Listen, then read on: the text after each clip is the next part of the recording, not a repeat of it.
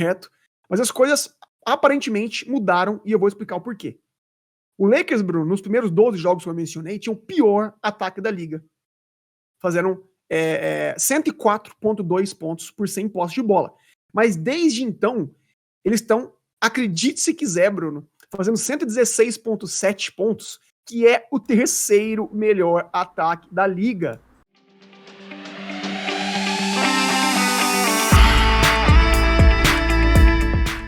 Salve, galera! Começando mais um episódio do 3 Pontos e a Falta. Mais um videozinho aqui do 3 Pontos e a Falta pra falar. Agora o assunto é LeBron James. LeBron James que tem ido aí a imprensa nas últimas semanas, né? Deu duas entrevistas, uma pra ESPN e outra pro jornalista Sam Amick, do The Athletic. Ambas as entrevistas expressando mais uma vez uma espécie de insatisfação, de uma forma um pouco velada ou não. A gente vai tentar interpretar um pouco aqui os comentários do LeBron a respeito das movimentações do Lakers para as trocas, né, e a montagem do time para essa temporada. Tendo em vista que, bom, dentro de quadra, é até curioso a gente pensar nisso, né, Filipão? Dentro de quadra o Lakers aparentemente está fazendo o que é possível, né? O time tá ali em 11º, uma posição que não é muito bonita dentro da Conferência Oeste, mas tá só a 2 vitórias de uma vaga no play-in, né? Ou se você quiser, até 2 vitórias de uma vaga direta nos playoffs. Então, assim, por incrível que pareça, com todos os percalços que o time tá passando, o Lakers tem uma chance de ir pros playoffs e o LeBron tá começando a pressionar a diretoria pra trazer pessoas, jogadores que possam ajudá-los a chegar lá. Mas antes, Filipão, antes da gente começar a comentar de fato isso aqui, já sabe, né? Já sabe a hora aqui da gente agradecer. Mais uma vez, agradecer demais toda a audiência, todo o carinho que vocês têm mandado aqui pra gente, os comentários do último vídeo que a gente mandou aqui sobre as pontuações, sobre o Donovan Mitchell, a gente agradece demais. E novamente, pede pra vocês, se você que não conhece, você que acabou de... Você chegou aqui, ó, caiu de paraquedas aqui no 3 Pontos e a Falta, já curte aí o vídeo, já assina o canal, né, já clica aí no botão de assinar o canal pra receber novos vídeos, assina o sininho também, se você quiser ser notificado quando esses vídeos forem pro ar, e deixa um comentário aqui. Que o pessoal tem que mandar de comentário aí, Filipão? Brunão, eu amo quando a galera de fato usa a palavra nossa, a senha nossa de cada episódio pra comentar. Então um abraço pra quem faz isso. E a palavra de hoje é uma frase. O papai chegou, Brunão. O papai chegou. O papai chegou. Quantos o papai chegou vai ter aqui embaixo? Só pra gente começar de uma vez logo. Lembrar que tem que 60% das pessoas que assistem nossos vídeos ainda não são inscritas. Então, galera, se você tá aqui, se você curte o conteúdo, é de graça. Siga a gente aí, que ajuda muito a gente entender que vocês estão curtindo o rolê. E a curtida também. Você que já segue, dá a curtida, tenha certeza que você curtiu o vídeo. Porque se você não curte, o YouTube acha que o conteúdo não é relevante. E aí a gente não aparece mais pra você. E não sugere pra mais pessoas. Então, se vocês querem ajudar a gente a crescer o canal e a melhorar ainda mais o conteúdo, gente... Ó, já que nós estamos falando, ó, já tem até o bonequinho do LeBron aqui. Nós estamos falando do papai, vou deixar ele aqui em cima. Bora pro pau. Que o assunto hoje é ele. Bom, o LeBron, ele, ao longo dessa... Eu acho que essa temporada, parece que a gente tá vendo o filme do Lakers, um filme se repetir diversas vezes, né? Porque a gente vê o LeBron colocando...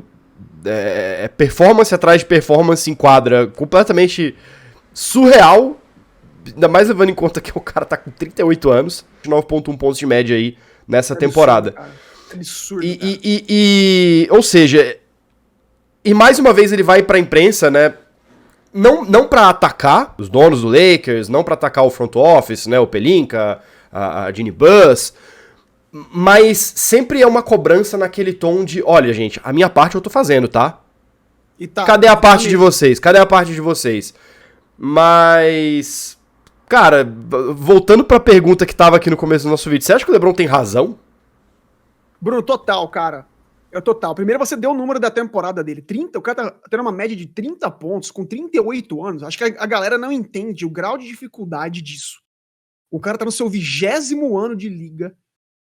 38 anos de idade, praticamente 40, o cara basicamente não se lesiona, todo jogo, como você falou, Bruno, todo jogo o cara entra e faz 25, 30 pontos, como se não fosse nada demais, né? Gente, deem valor, se você gosta do LeBron ou não, deem valor na longevidade, na constância desse cara, que nunca deixou de entregar em 20 anos da liga. Muita gente curte NBA e começou a assistir já com o LeBron em quadra, nesses últimos 20 anos. Então, ele é uma figura icônica, que, Bruno, se o Lakers buscou esse cara, fez a troca que fez pra trazer esse cara, eles assumiam que iam vencer agora, certo? De fato, eles ganharam na bolha, mas é muito pouco ainda, se você tá tendo um LeBron tão produtivo, né? Então, cara, eu vou primeiro explicar, Bruno, mostrar como é que esse time do Lakers tá hoje com uma série de 5 vitórias seguidas, que é a maior série dos últimos 2 anos, né? E eu acho incrível, Bruno, você pergunta, né? Cara, o LeBron tem razão? Total, porque quando começa o ano, Bruno, eles perdem 10 dos primeiros 12 jogos, ninguém ia defender a troca dessas duas picks, certo? Mas as coisas aparentemente mudaram e eu vou explicar o porquê. O Lakers, Bruno, nos primeiros 12 jogos que eu mencionei, tinha o pior ataque da liga. Fizeram 104,2 pontos por 100 posses de bola. Mas desde então, eles estão, acredite se quiser, Bruno, fazendo 116,7 pontos, que é o terceiro melhor ataque da liga. É meio assustador, né? Como que muda? Como que esse time ele vai do 0 ao 100, assim, com uma frequência assustadora, né? E na semana passada bateram... Que eles estão sem o AD, a gente já sabe. Mas semana passada eles bateram o Heat, Bruno, que é a oitava melhor defesa da liga, era até então, sem o LeBron, com 32 pontos do Dennis Schroeder, e depois venceram também o excelente time de Sacramento. Aliás, um beijo pro Sacramento Kings Brasil e o Lauro, que sempre acompanham a gente, comunidade brabíssima. Eles venceram o Sacramento com 2 arremessos livres super clutch do Schroeder no final do jogo, na melhor partida ofensiva do Lakers no ano. Fizeram 136 pontos a cada 101 posses de bola. Ou seja, eles estão numa ascendência, Bruno, muito clara e muito evidente. Estão chutando 36% de 3 em comparação aos números pífios do começo da temporada, que era basicamente na casa dos 30, e 63% de quadra, né? Então, assim, esse grande momento vai muito além da sorte. E eu dou crédito, Bruno, Dennis Schroeder. O que esse cara tem jogado, Bruno, não é brincadeira. Eu comecei isso 2 últimos jogos, as vitórias maiúsculas semana passada, passam pela mão dele. Patrick Beverley, Bruno, parece ter se encaixado finalmente, os arremessos deles estão caindo e a defesa tem feito a diferença dele. E o Russell Westbrook, Bruno, que tem feito um trabalho vindo do banco que é louvável, a ponto de sim, ele tá sendo considerado 6º homem do ano. Ele tá nessa briga sim, né? Contra o Hawks, por exemplo, ele foi incrível. Ele foi físico, ele foi energético, Bruno, ele parecia, assim, um psicopata, cara, literalmente, correndo atrás dos pick and rolls de Atlanta, que é um time que depende muito desse artifício. Ele não deu descanso pro DeJounte Murray e pro Trae Young e pro Bogdanovic, que não conseguiram produzir nada, e o Lakers conseguiu uma grande vitória. Então, assim, passa muito além, né, da armação dele, que tem feito, cara, médias quase de dígitos duplos de armação, né, de assistências. E defensivamente, né, cara? Esse time se tornou um bom time defensivo, pelo que eu mencionei, e o Russell passa por isso, né? Também temos que também cantar os louvores para um cara que o Robert Jr., numa participação dele há muito tempo, no começo da temporada, ele falou, cara, vamos esperar o Thomas Bryant voltar, que ele até brincou, né, que aí a coisa vai andar. Foi. E a gente riu, porque ninguém ia apostar no Thomas Bryant. E, Bruno, é incrível como ele voltou de lesão. E parece que ele estava no time já há anos. Ele tem segurado muito a bronca no garrafão durante essa ausência do Anthony Davis. E os 14 rebotes de média nesses últimos 5 jogos dele têm sido incrivelmente imprescindíveis pro Lakers, né? E se ele tinha chegado só para ser uma ajuda defensiva no garrafão, o mais impressionante é que ele tem se tornado uma opção ofensiva muito viável e confiável também. Novamente, nos últimos 5 jogos, ele tem uma média de 21 pontos, Bruno. 72% de quadra, que é um absurdo, e 87% do lance livre, porque ele tem sido agressivo. Então, cara, surgiu uma ajuda ofensiva que o Lakers não esperava, Bruno. Ou podemos dizer 2, né? No Dennis Schroeder e no Thomas Bryant. E esse elenco de suporte, a gente sabe, Bruno, que era um dos piores da liga, né? Que ainda é, querendo ou não, né? Em termos de escassez. Mas nas últimas semanas eles perderam ainda assim o Lonnie Walker e o Austin Reeves, que vão ficar fora por pelo menos 2 semanas. Mas mesmo assim, os caras continuam ganhando, Brunão. E eu tenho que dar crédito agora, finalmente, pro papai LeBron. Que, Bruno, tá preparado? Desde que ele fez 38 anos, no dia 30 de dezembro, a média do LeBron é de 38 pontos, 9 rebotes e 8 assistências, cara. É ridículo, cara. É ridículo. E eles estão invictos, desde que o LeBron fez 38 anos, né? Estão 4/0, mesmo sem o Anthony Davis. Eu preciso repetir, mesmo sem o Anthony Davis, cara. Então, assim, quando você tem uma estrela dessa, Bruno, uma lenda viva dessa no seu time em quadra, e ele, assim, não apenas tem que ganhar agora, certo? Mas, Bruno, ele remove muitas responsabilidades dos seus companheiros, cara. Ele atrai marcação, dupla ou tripla, ele gera arremessos fáceis de alta conversão para seus companheiros, ele pega rebote porque ele tem sido muito ofensivo, muito agressivo. Então, Bruno, quando você tira toda essa pressão dos seus companheiros, o que sobra? Sobra funções de menor pressão para esses caras, né? Papéis menos importantes, digamos assim, que podem ser bem executados mesmo por jogadores não tão qualificados. E além do LeBron, o Lakers ainda tem o Anthony Davis para fazer isso. Eles têm, tipo assim, de muitos matchups que eles fizerem aí até os playoffs, eles vão ter os 2 melhores jogadores na quadra do mesmo time. Então, Bruno, eu acho que é o seguinte, o Lakers não tá tão longe de fato competir. Porque, como eu falei, quando tem 2 caras que chamam tanta marcação assim, que impactam tanto o jogo assim, os jogadores de rotação têm mais liberdade, eles têm menos pressão pra jogar. E a gente tem visto isso, Bruno, no Brooklyn Nets, por exemplo. Eu até falei isso no vídeo do Nets, né? Quando você tem essas estrelas que tiram a pressão do elenco secundário, como a gente tem visto lá com o TJ Warren, Bruno, com o Royce O'Neal, até com o Claxton, é por isso que eles estão tendo temporadas tão fortes. Porque não apenas você tem o Kevin Durant e o Kyrie Irving, você tem o Seth Curry, você tem o Joe Harris, esses caras então jogam sem pressão alguma, livres e leves pra jogar. Então, Bruno, portanto, sim, cara, eu acho que falta muito menos pro Lakers, de fato, competir num oeste tão volátil, tão aberto, do que esses caras imaginam. Muito bem. Assim, eu concordo com basicamente tudo que você falou. Eu acho que esse último mês do Lakers, eu acho que tem sido muito impressionante. E eu acho o mais impressionante, na verdade, é ver como... E aí eu acho que é um crédito que pode ser compartilhado, mas eu acredito que o LeBron deve ter muito a ver com isso.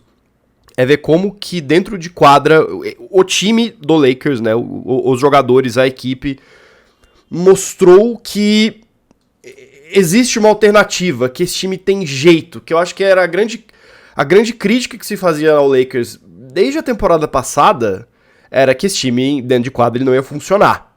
Eu queria saber como é que você vê isso, assim, primeiro o que você acha que vai acontecer, né, se você acha que a diretoria do Lakers vai se mexer, né, não tem dado muitos indícios de que vai. E caso isso aconteça, quais são nomes viáveis, assim? Tem uma chance, cara. Eu acho que é o seguinte, o tempo de experimento, foi legal você ter trazido isso, eu acho que no começo da temporada era um experimento. Eu acho que fez sentido o Rob Pelinka, né, e a Jeannie Buss segurarem essas 2 picks que ele ainda tem, pra ver, gente, vamos ver se vale a pena. Não vamos trocar, porque vai que esse time realmente não tem a salvação. E a gente já viu, Bruno, que esse período de teste já passou há muito tempo. A gente já teve mais provas concretas, né? A temporada já tá quase na metade praticamente, a gente já viu muitas provas de que esse time pode sim competir.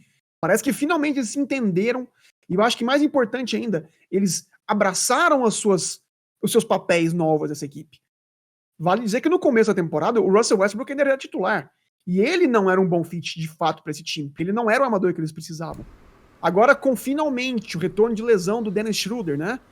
O Russell vai pro banco e parece que gostar dessa nova função. Ele renasce nessa nova função. Bruno, de novo, o Thomas Bryant ressurgiu. Eu acho que assim, muitas coisas com as quais a gente não contava deram certo pra esse time. O Lonnie Walker tendo a temporada da carreira dele. Sim. O Austin Reeves, ele era um meme, né? O famoso... Ele parece o salsicha do Scooby-Doo, né, Bruno? Mas... Parece mesmo. mas tem entregado. Então, assim, Bruno, eles não estão tão longe quanto eu falei. Então, Bruno, se você vai atrás de 1 ou 2 wings, de repente, cara, do nada esse time se transforma e pode sim competir, até porque a gente falou, o Oeste tá muito aberto, cara. Você perguntou, né, se eu acho que vai se movimentar, eu acho que sim. Eu acho que eu não me espantaria se a gente visse antes do final da janela de transferência, que é só em fevereiro, mas eu acho que o Lakers vai agir agora em janeiro. Eu tenho um feeling que nos próximos dias ou semanas a gente vai ver... Antes da escalação do All-Star, você acha? Eu acho. Eu acho que a gente vai ver a diretoria agir sim, porque não apenas os números comprovam que esse time tá em ascensão, mas as declarações do LeBron foram muito fortes, Bruno. Uhum. Quando você tem o LeBron entregando como tá, fazendo declarações como ele fez, não tem como ficar calado. Então acho que a diretoria vai agir sim. E eu sei que você adora essa parte, Bruno. Eu adoro essa parte, porque você sempre traz umas trocas que eu acho que são muito interessantes. Mas assim, eu sou um cara que eu não gosto de enganar o nosso ouvinte, Brunão. Então, se vocês estão aqui para ouvir trocas espalhafatosas que não vão acontecer, esse não é o canal, galera. Infelizmente, né? A gente vai falar só de coisas reais. Então, vamos lá. Bruno, o único problema do Lakers, vamos falar as verdades aqui. O problema dos Lakers é que das peças de elenco que ganham mais do que o mínimo e que podem ser trocadas, são Russell Westbrook, que tem um salário de 47 milhões, Patrick Beverley, que tem 13 milhões, e o Kendrick Nunn, que tem 5,25 milhões. Uhum. Então são esses 3 contratos que eles têm que podem ser trocados. Infelizmente, Bruno, não são nomes que agradam equipes por fora da liga aí, né? Sim. Então o que eu tô pensando? Eu, Bruno, enquanto o Rob Pelinka, eu iria atrás de times que querem tancar ou em jogadores cujos contratos estão expirando. Então, eu ofereceria um desses jogadores e acoplaria, Bruno? Acoplaria. Acoplaria uma ou duas dessas picks que eles ainda têm, de 27 e de 29. Me parece que o Utah Jazz seria um destino interessante, então, para o Lakers negociar. O Utah Jazz é um time interessante. O Jordan Clarkson vale dizer que é o seguinte, ele parece que as últimas notícias dão conta de que ele não tá querendo renovar. Né? Eles estão conversando com os representantes dele para uma possível renovação, e ele não tá muito contente. Só que o Jordan Clarkson seria mais um armador, né, Bruno? Ele seria mais um cara de backcourt, e eu acho que, embora ele seja um excelente pontuador, eu ainda focaria, como a gente tem 2 picks falando só, a minha estratégia seria em 2 caras diferentes, Bruno. E até por isso, vale dizer, antes que o pessoal comece a perguntar, mas e o Indiana Pacers, né? E o Evan... Eu acho que essa já era. Bruno, mais pelo momento de Indiana do que pela necessidade do Lakers. Eu concordo, né? Mas hoje, estudando aqui pro programa, eu vi uma notícia de que, aparentemente, o Turner, apesar de estar tendo a melhor temporada da carreira dele em Indiana, tem recusado as tentativas de renovação. Mas aí, né? Aí já são outros 500. Mas eu acho que é o seguinte, o Turner, de novo, com a ascensão do Thomas Bryant agora, você dá all-in pra um jogador que você já tem alguém que seja parecido no elenco. Não faz sentido. Tudo bem que o Turner é um bom arremessador de distância também, é um bom chutador de 3. Eles passariam mais a quadra, mas não é uma prioridade. Esse é o meu ponto. Sem mais delongas, Bruno, tem 2 nomes que me agradam muito. O primeiro, Bojan Bogdanovic, do Detroit Pistons. Tem feito 21 pontos de média na temporada, 42% de 3. Tá num time que tá tancando, porque teve uma temporada frustrada com a lesão séria do Cade Cunningham. E além disso, o contrato também expira no meio do ano. Ou seja, tem 2 motivos pelos quais esse cara é um alvo, assim, muito plausível. Sim, então, e sem contar que é um cara que já veio também no saldão do Utah, né? Ele... Exato. Eu então, não acho que o planejamento dele era jogar pelo Pistons essa temporada, né? Não, ele é um cara, de novo, que é um cara pra estar no time de contenção. É um time pra estar num contender, né? E como o Pistons, não sei, poderia pegar esses 6 meses finais do contrato do Westbrook, poderia pegar, sei lá, o Patrick Beverley, poderia pegar o Kendrick Nunn, né? Junto com uma piquezinha, e mais alguns jogadores, porque seria muita coisa pro Bogdanovic, né? Eu acho que daria bom, Bruno. Segundo nome, rufem os tambores. Ai, meu Deus, vamos lá.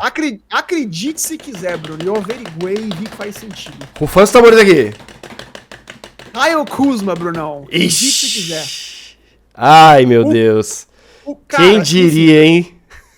Quem diria? Eu acho que é claro que o Lakers cometeu um equívoco abrindo mão do Kuzma, do KCP, e do Caruso, porque esses caras todos estão entregando nos seus times, né? E o Kuzma, Bruno, o que torna ele diferente desses caras é que ele tá num time que não tá fazendo nada, não tá brigando por nada. Né? O Caruso também.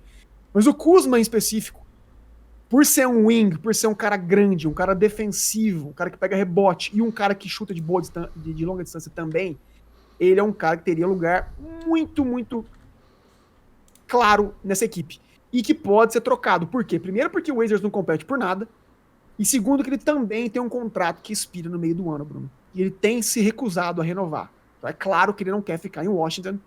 E pelas ligações dele com Los Angeles, eu acho que ele é um cara que, se a diretoria conversar bem conversadinho, como diz lá em Minas, Bruno, e fizer uma troca dessa aí, oferecer uma pick ou as duas, em algum pacotinho ali, por alguns jogadores desse elenco do Wizards, eu acho que pode dar bom, Bruno. Eu já abro espaço pro pessoal aqui embaixo. É isso, aqui embaixo, exatamente. Agora a gente quer saber de você que tá aqui assistindo a gente neste vídeo.